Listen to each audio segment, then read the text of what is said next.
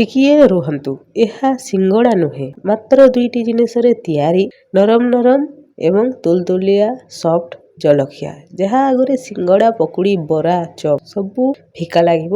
ଯିଏ ବି ଖାଇବ ଏହାର ରେସିପି ମାଗିବ, ବାରମ୍ବାର ଖାଇବା ପାଇଁ ଇଚ୍ଛା କରିବ। ତ ଦର୍ଶକ ବନ୍ଧୁମାନେ ଭିଡ଼ିଓକୁ ଲାଷ୍ଟ ଯାଏ ନିଶ୍ଚୟ ଦେଖିବେ। ଭିଡ଼ିଓଟି ଭଲ ଲାଗିଲେ ଗୋଟେ ଲାଇକ୍, ଚ୍ୟାନେଲକୁ ସବସ୍କ୍ରାଇବ୍ ନିଶ୍ଚୟ କରିବେ। ଚାଲନ୍ତୁ ଆଜିର ରେସିପିଟି ଷ୍ଟାର୍ଟ କରିବା। ତ ଏଠି ଦେଖନ୍ତୁ ମୁଁ ଗୋଟେ ବଡ଼ ଜାଗା ନେଇଯାଇଛି। ସେ ବଡ଼ ଜାଗାରେ ଏଠି ନେବା ଗୋଟେ ଗିନା ଅଟା। କ୍ୱାଣ୍ଟିଟି ନିଜ ଅନୁସାରେ କମ୍ ବେଶୀ କରିପାରିବେ। ଗୋଟେ ଗିନା ଅଟା ଆଡ଼୍ କରି ସାରିଲା ପରେ ଆଉ ଗୋଟେ ଗିନାରେ ଅଧ ଗିନା, ମାତ୍ର 1.5 ଗିନା ମୁଁ ଏଠିରେ ଅଟା ଆଡ଼୍ କରିଛି। ଆଉ ସ୍ୱାଦ ଅନୁସାରେ ଲୁଣ, ଭଲ ଟେଷ୍ଟ ପାଇଁ ଗୋଟେ ଚାମଚ ଚିନି, ଛୋଟ ଛୋଟ ଦାନାବାଲା ଚିନି ବ୍ୟବହାର କରିବା। ଯଦି ଛୋଟ ଦାନାବାଲା ନାହିଁ ଆପଣ ଟିକେ ବଡ଼ ଦାନାକୁ ଗ୍ରାଇଣ୍ଡିଙ୍ଗ ମଧ୍ୟ କରିପାରିବେ। ଏଠି ଦେଖନ୍ତୁ 2 ବଡ଼ ଚାମଚ ଫ୍ରେଶ୍ ଦହି। ଯଦି ଆପଣମାନଙ୍କ ପାଖରେ ଯଦି ଦହି ନାହିଁ ତାହେଲେ ମୁଁ ଏହାକୁ ବତେଇବି। ଅଧ ଚାମଚ ରିଫାଇଣ୍ଡ ତେଲ, ସୋରିଷ ତେଲ ବିଲକୁଲ ବି ବ୍ୟବହାର କରିବେନି।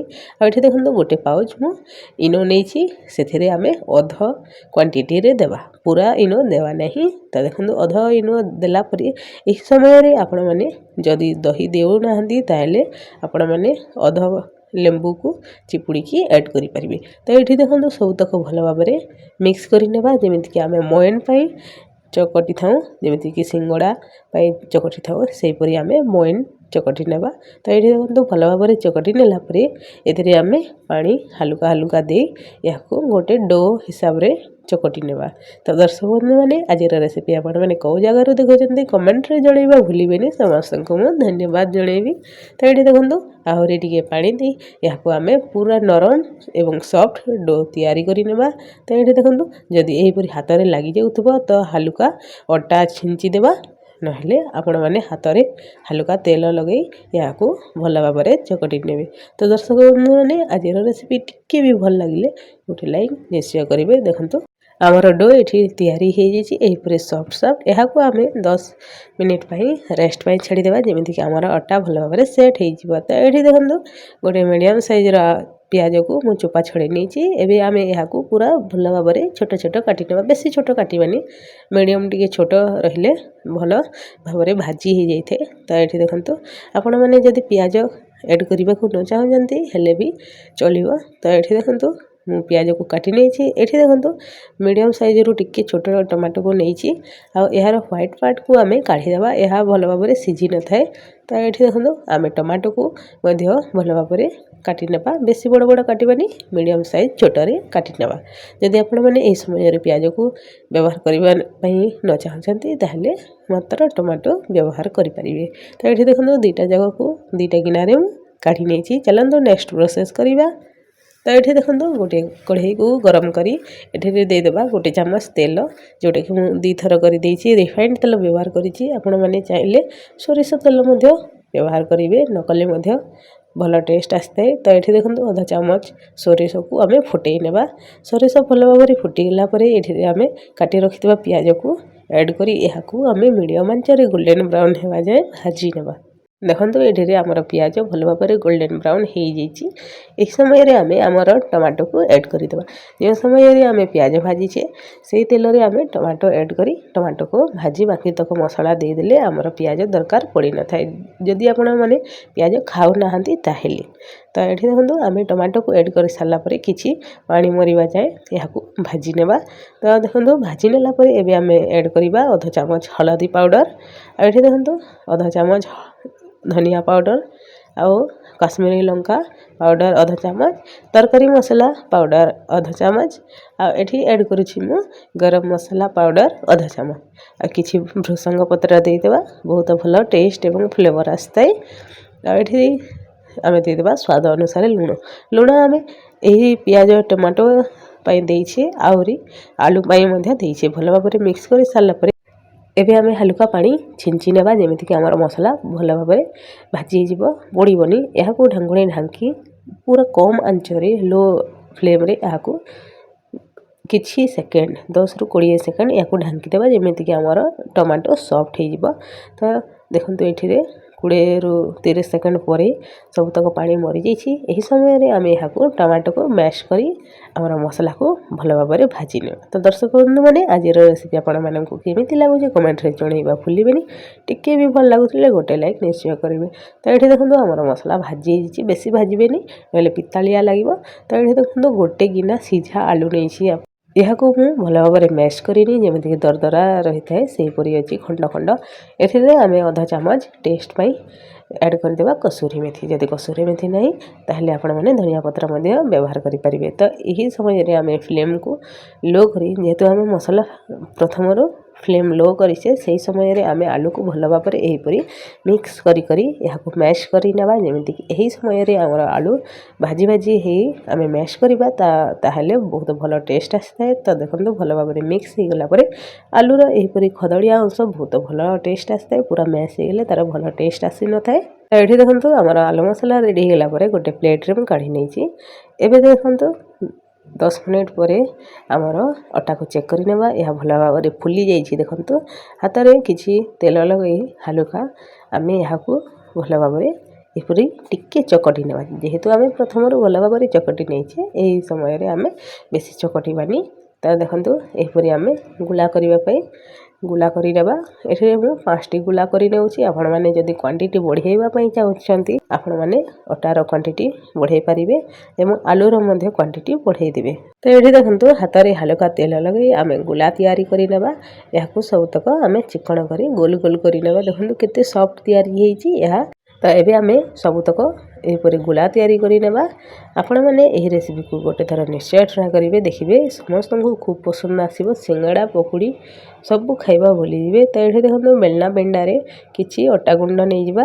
ଆଉ ଏହିପରି ଗୋଟେ ଗୁଳା ନେଇ ତା ଉପରେ ଆମେ ଏହିପରି ଉପର ତଳ କରି ଲଗାଇ ନେବା ଭଲ ଭାବରେ। ଆଉ ଏହାକୁ ଆମେ ବେଲି ନେବା। ତ ଦର୍ଶକ ବନ୍ଧୁମାନେ ଆଜିର ରେସିପି ଟିକିଏ ବି ଭଲ ଲାଗୁଥିଲେ ଆପଣମାନେ ଗୋଟେ ଲାଇକ୍ ନିଶ୍ଚୟ କରିଦେବେ। ଦେଖନ୍ତୁ ଏହିପରି ଆମେ ବେଲି ନେବା।